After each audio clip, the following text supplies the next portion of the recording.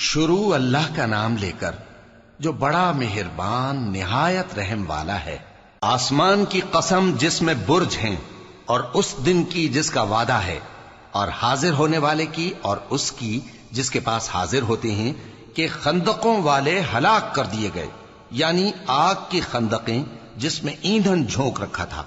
جبکہ وہ ان کے کناروں پر بیٹھے ہوئے تھے اور جو ظلم وہ اہل ایمان پر کر رہے تھے ان کا نظارہ کر رہے تھے، اور ان کو مومنوں کی یہی بات بری لگتی تھی کہ وہ اللہ پر ایمان لائے تھے جو غالب ہے، سب خوبیوں والا ہے، جس کی آسمانوں اور زمین میں بادشاہی ہے،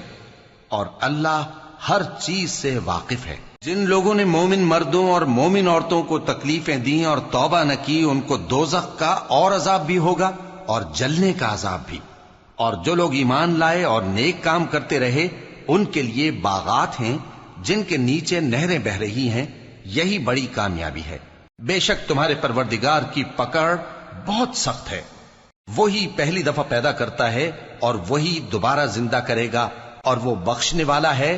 بہت محبت کرنے والا ہے، عرش کا مالک، بڑی شان والا، جو چاہتا ہے سو کر ڈالتا ہے۔ بھلا تم کو لشکروں کا حال معلوم ہوا ہے، یعنی فرعون اور سمود کا؟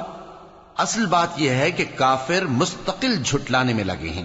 جبکہ اللہ بھی ان کو ہر طرف سے گھیرے ہوئے ہے۔ یہ کوئی معمولی کلام نہیں،